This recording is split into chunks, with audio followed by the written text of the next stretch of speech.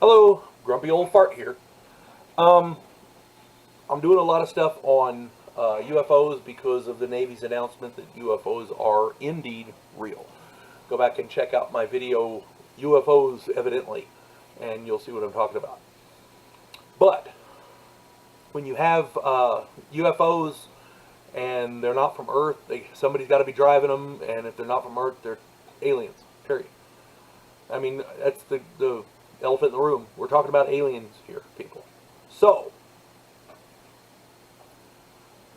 when you want somebody to, we want people to come forward who have information on these. And some people in the past have done it, but people think they're crazy. Because they're talking about aliens. Well, guess what? Now the Navy's announced that they're real.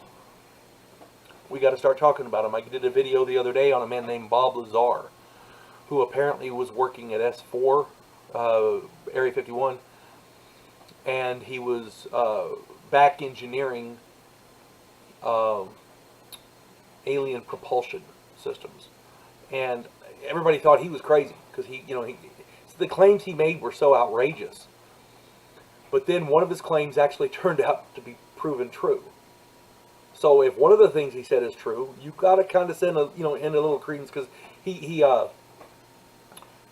talked about an element that wasn't on our periodic table, and it had some very weird properties. The aliens apparently were using it for fuel. Well, now they've discovered that element, and it is now on our periodic table, element 115. So that's Bob Lazar. Bob Lazar, again, when he first came out, his claims were so outrageous. I thought he was a nutball. I really did. But now you find out that one of his claims turns out to be true. You got to, and the Navy's announced UFOs are real. So now you got to go back and look at some of these people with a different eye. One of these people is named Philip Schneider. He's an alien whistleblower. He did this the lecture circuits, and he made all kinds of fantastic claims. According to him, he was a geologist hired to help build DUMBs, D-U-M-Bs, and that stands for Deep Underground Military Bases, DUMBs. And he also said that he helped with some sub-bases.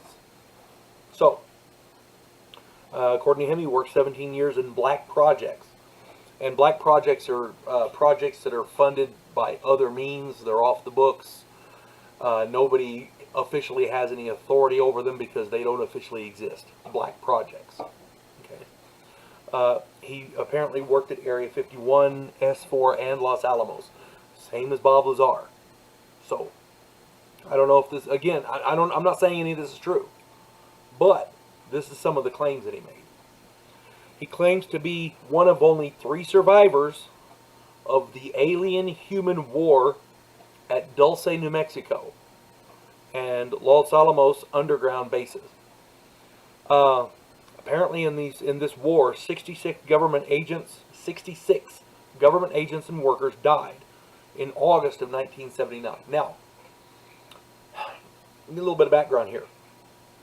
This is what he claimed. He claimed that there is a massive underground base in that area, and there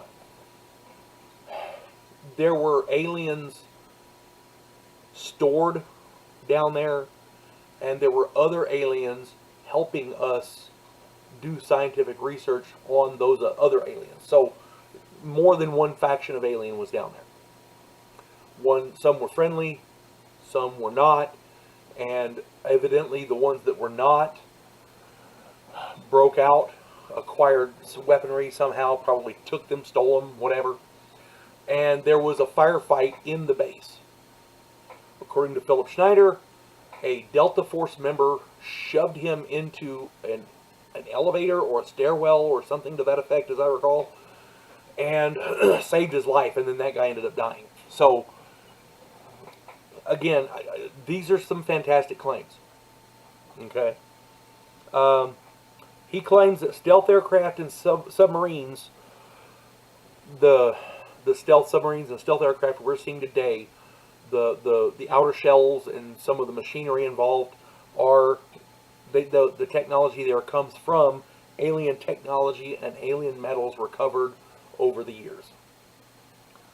Now that we've heard that before from other sources, so that's not anything new. But this is what he's claiming.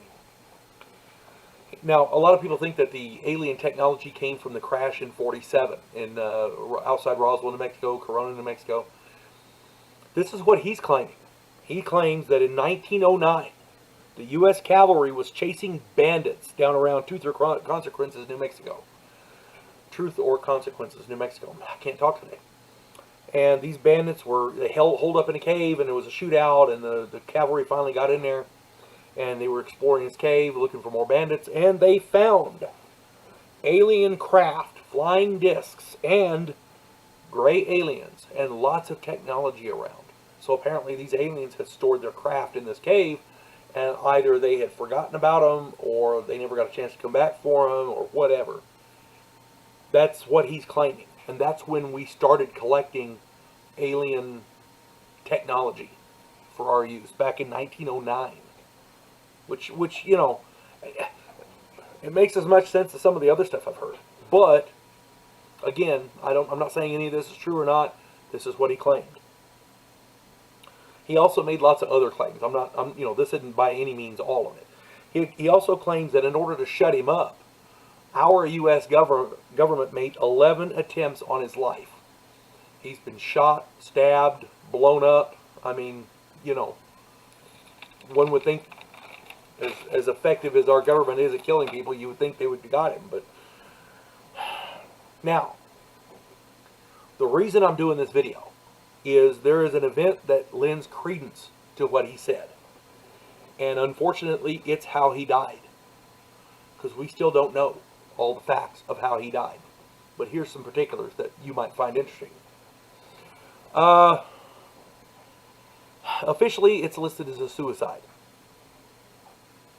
He was strangled with, I've heard, either a catheter, that, you know, because he had to use a catheter, or some sort of medical tubing around his neck. It was looped around there and tied real tight with a tight knot. And apparently that's what strangled him to death. And it's listed as a suicide. But here's the kicker. His hands, in these 11 attempts and in all of his career, his hands had been so badly damaged he couldn't tie a knot. Another funny aspect of this, and if you're in law enforcement, pay close attention. Leos at the scene, law enforcement officers at the scene, did not see the tubing around his neck. Nobody did. Until he made it to the coroner's office. The coroner is the one that found the tubing. On top of that, there was blood all around his apartment. Blood splatter, blood stains, that kind of thing. So, this guy who couldn't use his hands in a blood-stained apartment committed suicide by wrapping tubing around his neck and tying it off, and nobody noticed the tubing until it got to the coroner's office. Add to that the fact he's making all these incredible claims, and the the Navy rather, has announced that these UFOs are real.